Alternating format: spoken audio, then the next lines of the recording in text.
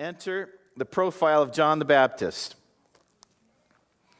His Facebook page would really be fun, wouldn't it? John's clothes were woven from coarse camel hair. He wore a leather belt around his waist. For food, he ate locusts and wild honey. John, I think, looked like a biker. What do you think? I love John. He was crass and edgy. He wore weird clothes. He was a Nazirite. Did you know he held what's called a Nazirite vow? You'll see that in the birth story of John. He wouldn't drink alcohol. He wouldn't let his hair be cut. So he's got this long hair. He's got locust legs sticking out of his teeth. And he loved honey from the field. And look with me in verse 5.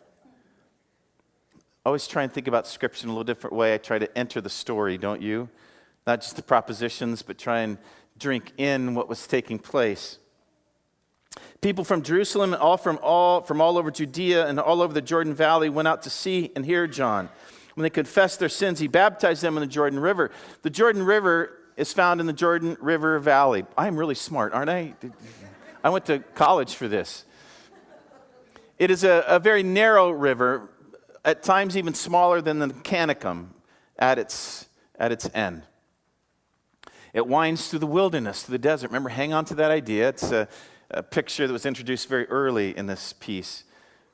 The vegetation just grows in a short, narrow bands on each side of the river. Otherwise, it's just virtual desert. So people came from all over Jerusalem and Judea, the Jordan River Valley, to come out and see the biker preacher in the middle of nowhere, where it's hot and brutal. So I've been trying to think about what would that be like for us. We live in paradise, don't we, friends? Can I get an amen from the church? Amen. Lieutenant, I love the coast. Isn't it beautiful? On a good day, it's amazing, isn't it? It would be like we all live on the coast, and then for church, we'd drive over to Pendleton, Oregon. Anyone here from Pendleton, raise your hand.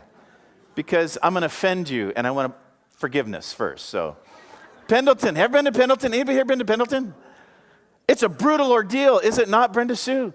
So here's what you got in Pendleton. You've got a Sherry's restaurant, very nice. You've got your prison. You've got your Pendleton rodeo, which happens 1 week during the year. Do you know what happens the rest of the year? Nothing. Nothing happens in Pendleton. So Lori and I were traveling from Michigan to the beautiful state of Oregon, the coast, excited, 2 U-Haul trailers full of every possession we own. And the brakes go out in one of the U-Hauls in Pendleton. I'm not thinking fondly of Pendleton these days, David, still. So we're in Pendleton. We're stuck in Pendleton. 105 degrees in Pendleton. It doesn't get that hot here. Did you know that? And so a whole day, my family, we're just trying to find pieces of shade and ice cream. You can only eat so much ice cream in Pendleton as they fix our brake. I don't like Pendleton, Derek. It's brutal.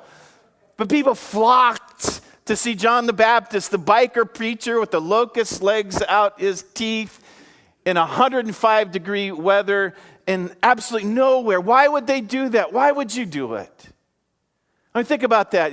There's a synagogue, a faith community down the street from you. Why would you travel miles and go way out of your way, the expense, the danger, Pendleton, the rodeo?